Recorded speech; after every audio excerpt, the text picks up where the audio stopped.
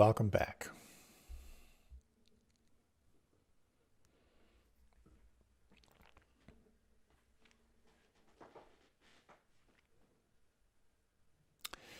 There was once a man who decided that no matter what, he wanted to know and to meet God. Dedicated his life to this searching everywhere, internally, externally, a life utterly devoted to this realization. And then one day he discovers the house of God. And he comes up and he sees the little nameplate there on the door, God. And he very excitedly he's just about to knock on the door. And he realizes, wait a minute, if I actually meet God, I'm going to have to give up everything.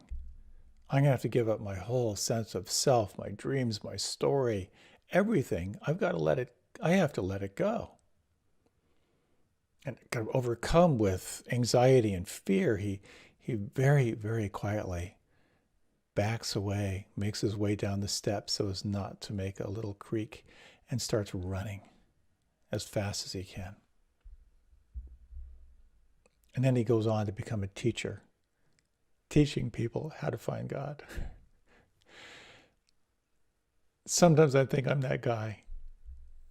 I've certainly had my experiences of great shifts in consciousness, and I'm also aware of that inner anxiety of like, do I really want to let it all go? And I think we all want to wake up on some level. We all want to be happy, but do we really? There's so many obstacles. There's so many things to surrender to in this life. In these teachings in Buddhist psychology, when the Buddha says nothing whatsoever is to be clung to as I or mine, that's heavy stuff. Nothing whatsoever is to be clung to as I or mine. Of course, we've all had that taste of when I and mine falls away, or when it becomes porous. Those are the moments where we feel the mystery, where we feel expansiveness. But to let it all go, well, we're going to find out eventually. I'd like to talk about the 7 factors of awakening. We've been working through these factors of awakening, and I'd like to talk as a review of them, but also to talk about the 7th, which is kind of considered the flower of practice, which is equanimity and steadiness. I'd like to talk a little bit as well of how bringing steadiness and equanimity into your practice can help you work with your deepest challenges. And also to talk a little bit about how we can bring this into action in the world. There's so much to be upset about in the world right now.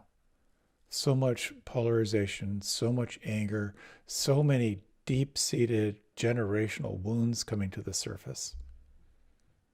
And it seems, at least to me, that this is the time now more than ever when these practices are so critical. To become more self-aware, to become more aware of others, to become more aware of stress and suffering, and to be able to respond with wisdom and loving presence. This is really important right now. And I think that to have an understanding of these 7 factors of awakening and how to apply them can help you not only work with the challenges that you encounter in life that are between you and finding God, whatever that means for you, but also how to be in the world, how to work in the world. I love leading our New Year's retreats.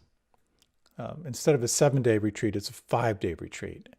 And they always have this really strong emotional intensity because most people they schedule the retreat and they have a sense of urgency. Like, I have got to figure out my life for this next year. I got so many issues to deal with and I got to get a handle on them. And in one of the interviews with one of the practitioners, I was asking her, well, how's your practice? What are you noticing? And she said, well, I'm scattered. I'm exhausted. And to be honest, my meditation practice feels really grim. Everything seems so dark, and I'm judging myself for judging myself, and I can't get out of it. And I really need to figure this out because I got a life to live and I want to live it fully. And I was touched by her struggle. I certainly know that one well.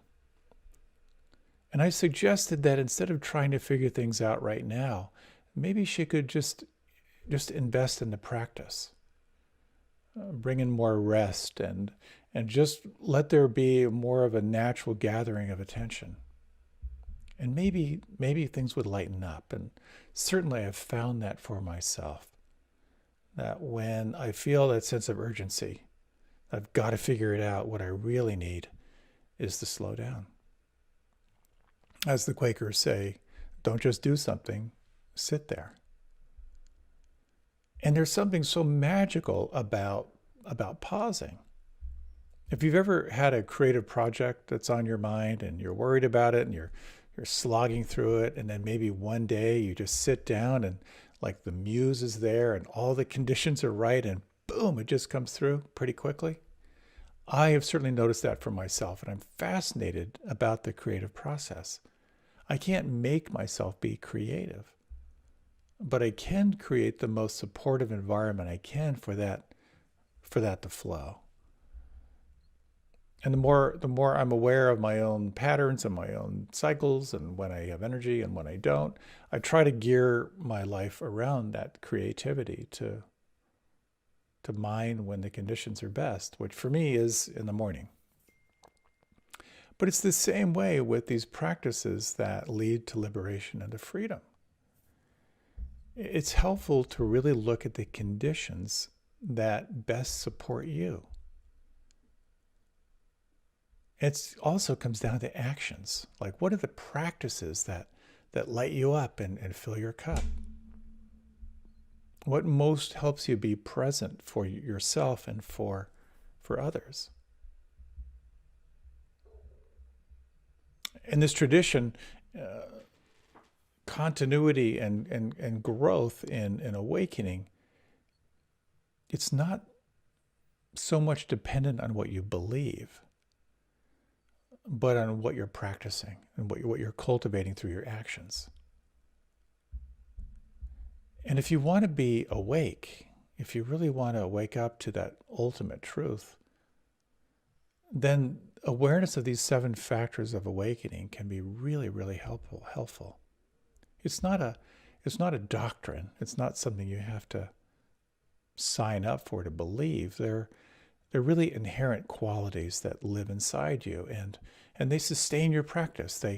They can help to cultivate a really rich internal world. And I do feel that ultimately this practice is about getting free, that when you're knocking on the door with God's nameplate on it, whatever that means for you, that the practice is about seeing clearly into the nature of reality. And studying the kind of the mechanics of the practice can be really, really helpful. And the 6 factors that we've been exploring, they all kind of lead toward what's considered the 7th factor of awakening, of what's called equanimity or steadiness. Like having the keel of your boat firmly in the water. So equanimity, what does that mean? One of my favorite quotes: life is not difficult for those who have no preferences. Make the slightest distinction between good and bad, and heaven and earth are set infinitely apart. Those lines from the 3rd Zen patriarch have always given me a sense of peace, maybe a little glimpse of what's possible. Life is not difficult for those who have no preferences.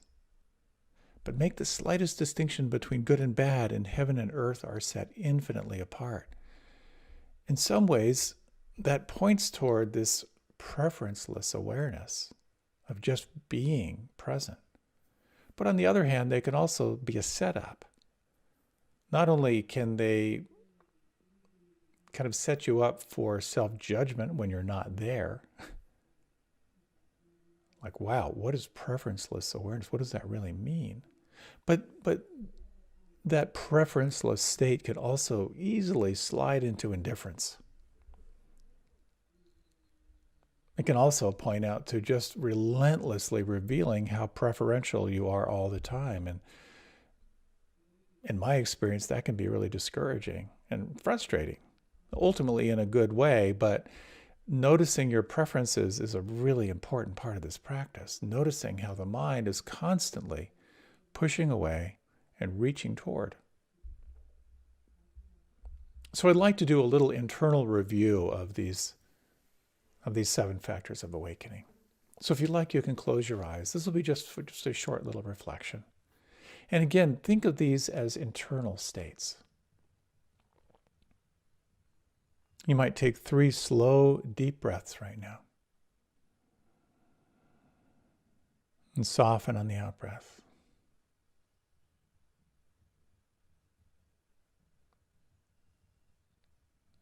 And if you would, just sense these qualities that are inherent inside. And you might sense them, how they exist inside right now, or if you can't contact them, you might just sort of sense your willingness to make room for that state. One quality is this inner quality of mindfulness, your capacity to observe without judgment. Take a breath. Imagine or feel that inside.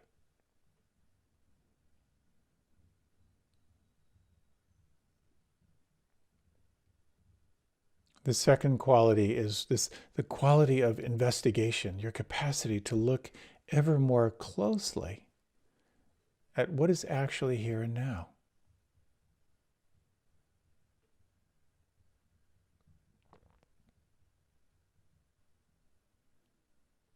The third quality is cultivating energy, a vitality,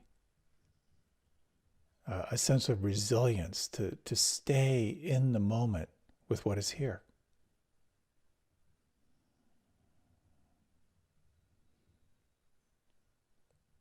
The next is a quality of joy, a joy of discovery.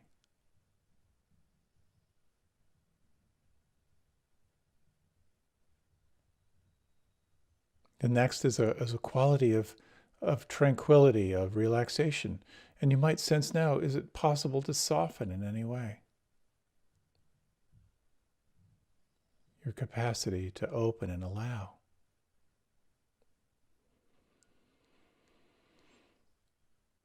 And the next quality is the quality of concentration or one-pointedness. Can you sense the power of attention itself when it is directed with awareness?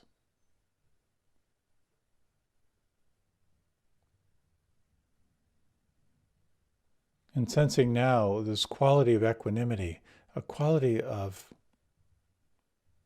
preferenceless awareness. You might sense the image of a tree kind of bending in the wind, rooted but at the same time aware of and going with the flow, non-resistance.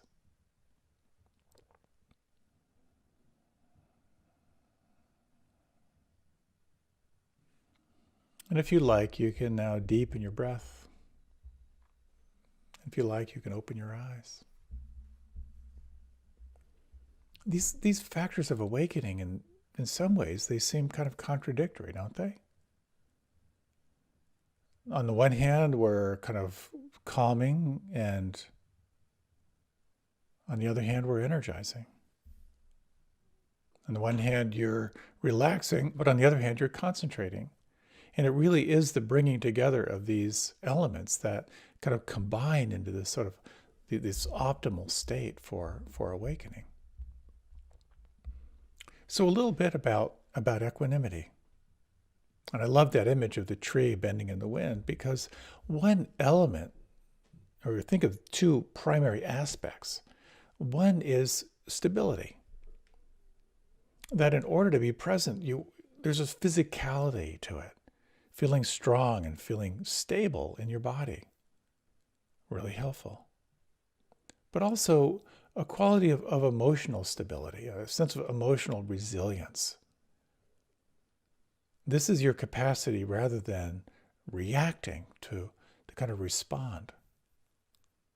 It's not automatic pilot. It's not just sort of like setting the automatic pilot. It's actually being intimately present to what's here, but seeing what's there and then responding. Another quality to equanimity is calling on wisdom, the capacity to see clearly. And the word upekkha in the original language of the Buddha, one of the translations is to gaze over, as if from on high. I can't remember who it was, but they spoke of how when we started to explore moving beyond the planet, and we got our first glimpse of Earth from the moon for the first time, that according to this author, was the possibility of a kind of a harbinger of a consciousness shift, that we could actually see ourselves from outer space. And many of those who have had the opportunity to be in the International Space Station or to travel to the moon have talked about the mystical transformation of what it's like to look down on ourselves from this vast sense of space. A dear friend of mine who is long past, Sheila Morgan, was a therapist, and she had a poster of the Earth from the moon directly across from the chair where her patients would sit. And occasionally she would say, when you consider what you're struggling with right now, and you look at that poster, well, what's it like to hold them both? So wisdom is sort of that clear view. And from that standpoint, where you can see what's arising, you can see what's passing through, you can make room for wisdom, and you can make room for loving presence. When you're reactive, that's not possible. So equanimity actually makes room for wisdom, and makes room for compassion and kindness to flow. So upekkha, equanimity, steadiness, it's considered kind of the crown jewel of the practice. And as I mentioned earlier, the shadow side is it can look like indifference, but it's really the genuine experience. It's a very sublime state. It's allowing your inner life to really, really be there, to trust life. It's a non-distracted state, and really kind of a generous state, where you can actually allow things to be as they are. You can allow your heart to flow in the response to what is there. It may not ultimately be kosher to talk about this, because it's a little bit different. But I was fortunate enough to take part in the study at Johns Hopkins, exploring the effect of high-dose psilocybin on long-term meditators. And during the course of my adventure, which was quite powerful, every hour we would check in, and we'd go through a checklist so they could sort of track the progress. And at one point in my experience, one of the questions was, on a scale of 1 to 10, what is your negative emotional valence? Like right now, on a scale of 1 to 10, what is it like to to kind of feel pain and suffering. When I heard the question, I said 10. Just caught in the turmoil and suffering of life. The next question is, what is, on a scale of 1 to 10, what is your positive emotional valence? Your capacity to feel positive emotion? And I said 10. And I realized in that moment, really seeing the 10,000 joys and the 10,000 sorrows of life, the reality of stress and suffering, and the reality of the perfection of it all. It was a profound glimpse of equanimity. And we all need that sense of steadiness right now. We all need to have access to that sense of spaciousness. Not just for ourselves, but to be in the world. When we can access this, it can open up our capacity to grow dramatically. Because that spaciousness allows you to see what's real. It allows you to see what's true.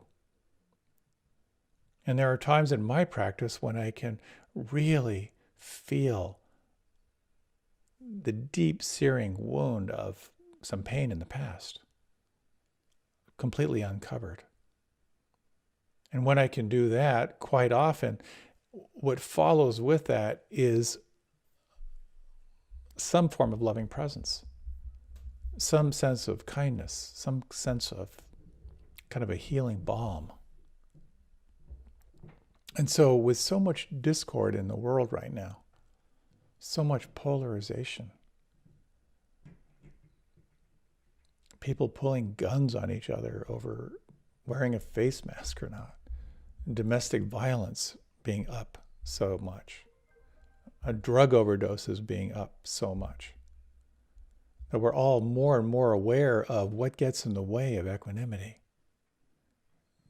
And here in this tradition, we speak of these five mental states that occlude all possibility of being present. In their most simple terms, it's a mind that's filled with greed, a mind that's filled with hatred, a mind that is consumed with worry, a mind that is afflicted with sloth and torpor, sleepiness, heaviness, or a mind that's afflicted with doubt or self-criticism.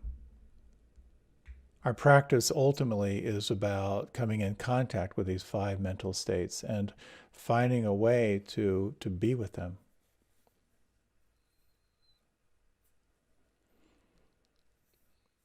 Someone who, deep in their practice, was really caught up in some family pattern stuff, original family pattern stuff. And certainly these days, those who are kind of stuck with family are very, very much up in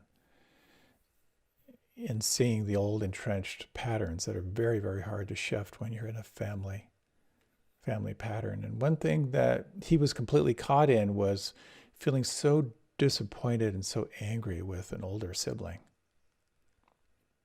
And as he found himself moving into his meditation practice, he was just consumed with this deep upset. He described it as kind of an unrelenting knot. And so with this practice of rain, to recognize what's there, to sense if you can allow it or make room for it, to investigate it, to bring a sense of nurturing to it, he elected to take a closer look at this knot. And he saw that through this lens of these hindrances or these five mental states, that he saw that he was afflicted with hatred. He just hated his older sibling.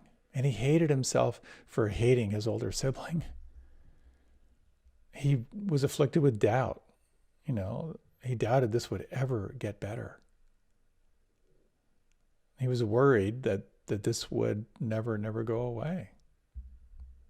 And so when he moved into this practice of rain, recognizing the affliction,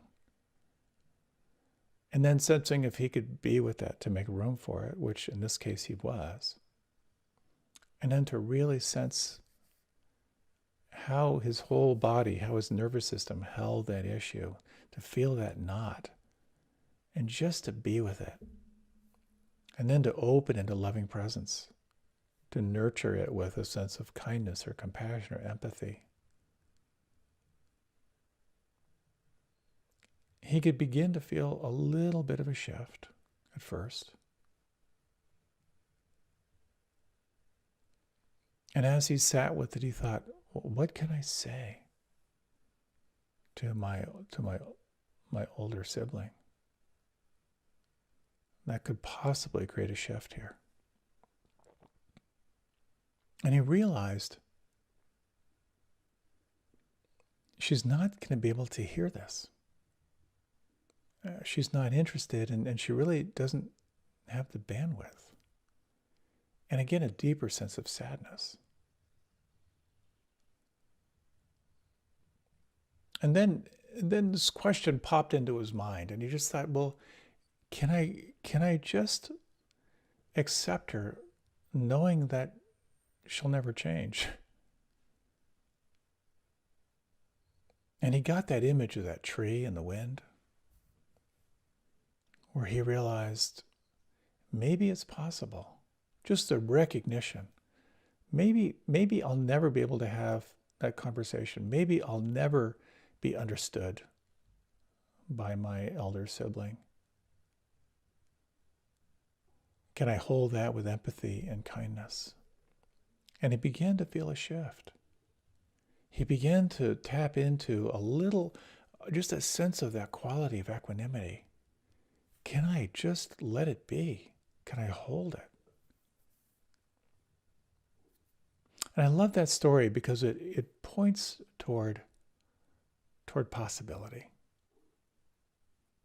And I thought it might be interesting to do just a short meditation. And again, just to explore maybe something that's up in your life and just to sense what it's like to kind of run it through the filter of these 7 factors of awakening. And we'll see what happens. As someone wise said, the only outcome from this little meditation will be you'll feel better, you'll feel worse, or you'll feel the same. So prepare yourself for one of those options. If you like, you can close your eyes and you might bring into mind just something that's problematic in your life, something that's kind of just between you and feeling good right now. And you might take 3 slow, deep breaths and just take the next little while just to sense what might you want to spend a few minutes with.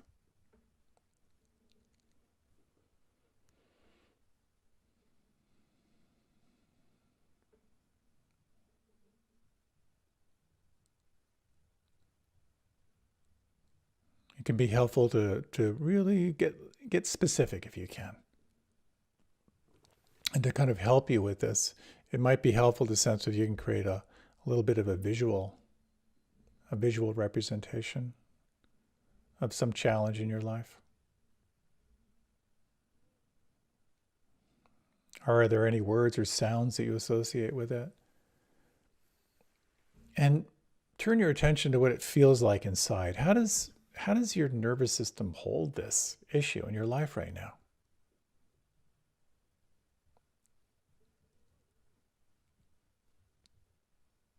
And you might just sense, in regard to these 5 mental states, is there a quality of hatred, of anger or ill will, aversion?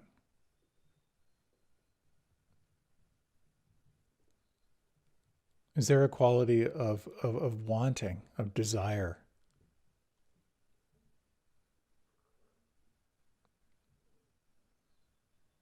Can you sense any quality of worry or a kind of restlessness or agitation about this issue?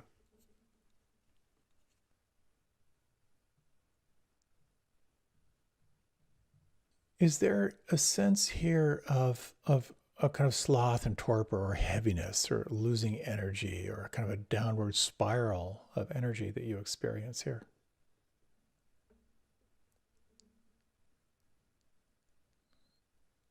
And do you notice any quality of doubt or self-criticism?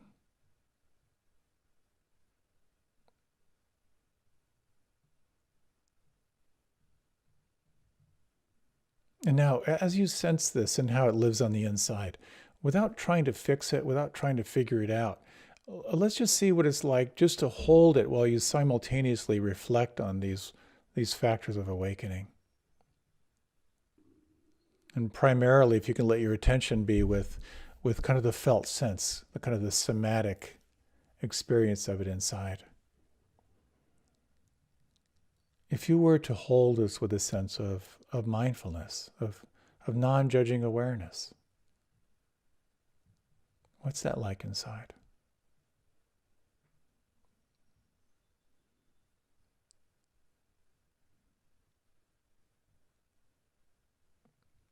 Is it possible to bring to this a deeper quality of investigation, a willingness to kind of look more closely at what this is like?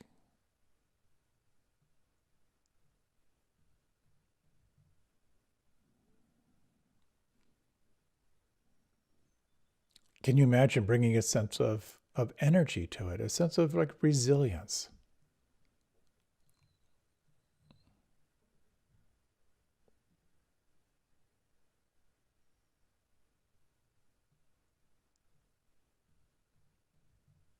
Can you imagine a quality of joy, like a quality of kind of a joy of discovery, something you might learn here that might enliven you in some way?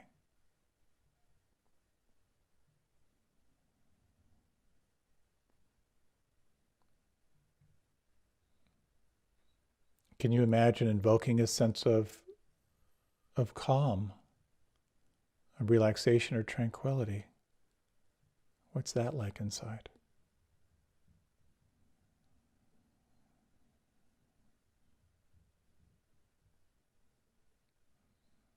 And if you were to call on concentration or one-pointedness, so you might, in a way, sharpen your attention to what is here.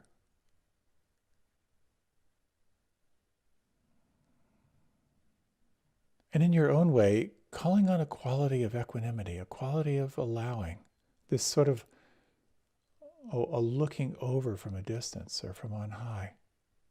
And just take the next few moments just to sense, as you reflect on these qualities, what is this like inside? How does it shift? How does it move?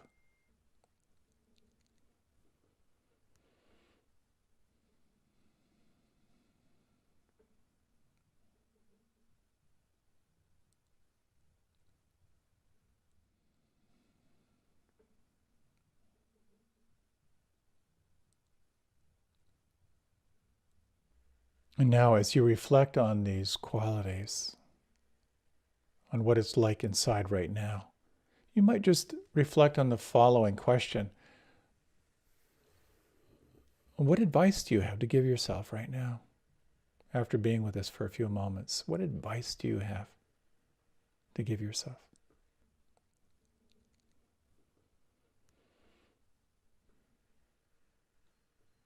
And if you were to do that, not perfectly and not all the time, what might that feel like?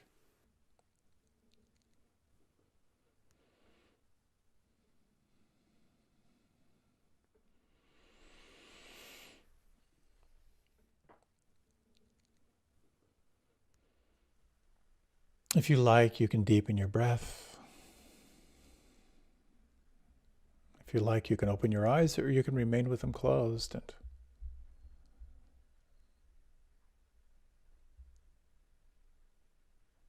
with the remaining time I have, I'd like to jump into just a little more esoterica around these 5 mental states and how they relate to these 7 factors of awakening.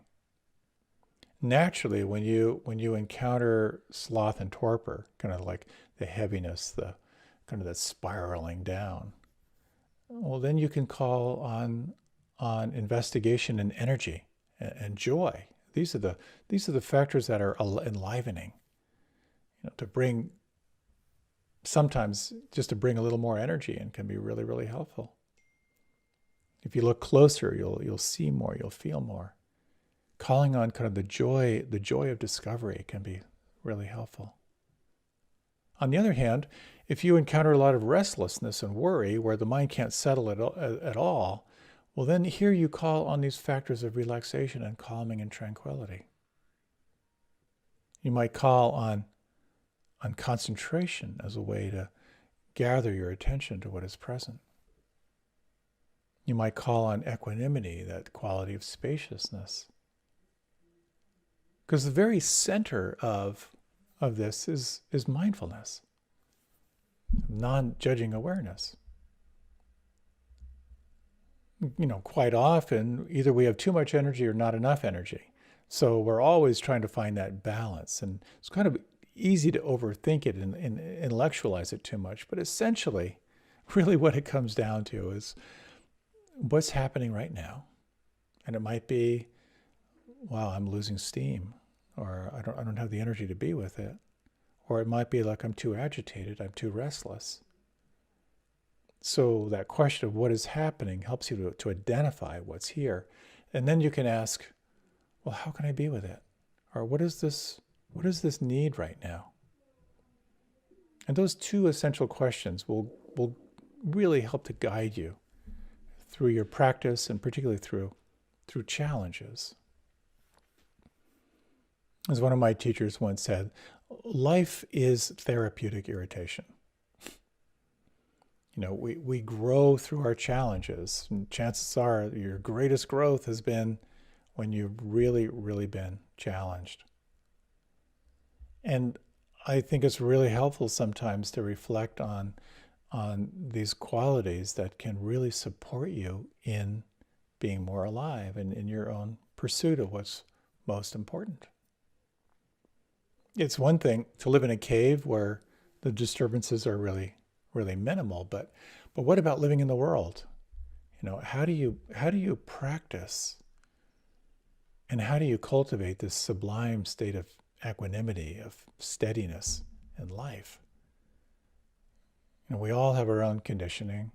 We all have our own natural tendencies to shut down or go into self-preservation or to lash out or get lost in our own particular desires.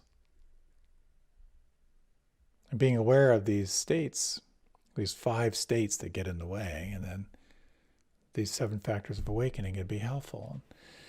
I live in the woods outside of Washington, D.C., and one particular problem we have is that all the trees were cut down at the same time, about 100 years ago, at least where I live.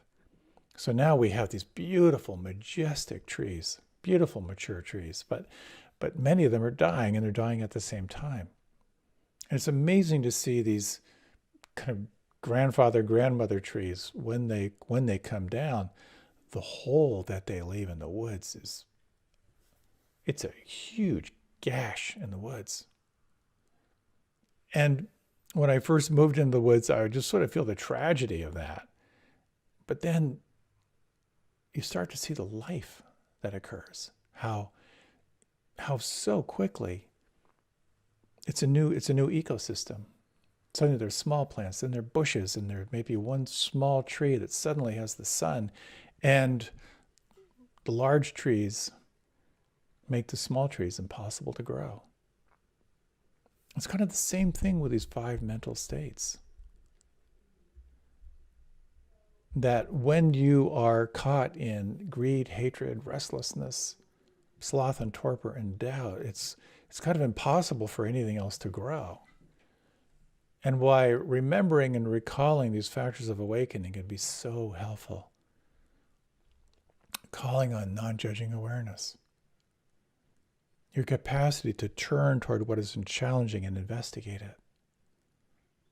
To call on resilience and energy. To recall the joy of self-discovery. To remember to relax. To use concentration as a tool for calming and focus. And then to call on equanimity and allowing and spaciousness. And can you sense how each one of these factors, they're already there? It's a question of remembering them and making room for them. So these factors of awakening they're like seedlings. And it's a question of like, what is it that enhances the 5 mental states of the hindrances? Well, it's reactivity. It's unexamined reactivity. And what is it that enhances the 7 factors of awakening? Self-observation, pausing, relaxing, and allowing. Part of it is learning how to sharpen your attention to be aware of what's happening as it's happening. And as soon as you can name a hindrance, I always imagine it'd be great to have a game show, name that hindrance. Where as soon as you can name it, you can tame it, as someone said, not very eloquently. But it's also helpful to remember that everything you seek is found within. What covers your essential nature can be revealed to you when you slow down and when you pay attention. It's always this question of how much control do you really have over your life? I love seeing little kids in the grocery store, the carts that have the wheel, and you can see there's some little kids who they really think they're driving the cart as they make their way down the aisle. That's pretty much us. I don't know how much control we have, but we do have awareness. We do have a capacity to heighten our attention to see what's real. And you do have a capacity to open to loving presence, to call on kindness and compassion and joy. And that's what opens us to equanimity. That's what allows us to open to the mystery. We're going to close with a short little reading, a short little reflection. If you like, you can close your eyes now. And take 3 slow, deep breaths.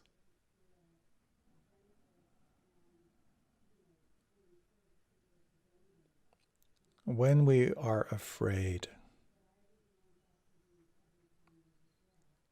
we move into self-preservation. We move into an instinct to try to control. When we feel trust, when we feel a certain kind of verified faith inside, it allows us to open to the mystery. Reflecting on the following words. The saint knows that the spiritual path is a sublime chess game with God, and that the beloved has just made such a fantastic move that the saint is now continually tripping over and bursting out in laughter and saying, I surrender. Whereas, my dear, I'm afraid you still think you have 1,000 serious moves.